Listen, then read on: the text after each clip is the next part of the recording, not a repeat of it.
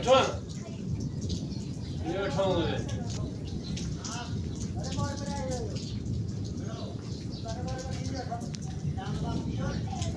ये तो तबे ठों दो वो खबर है ना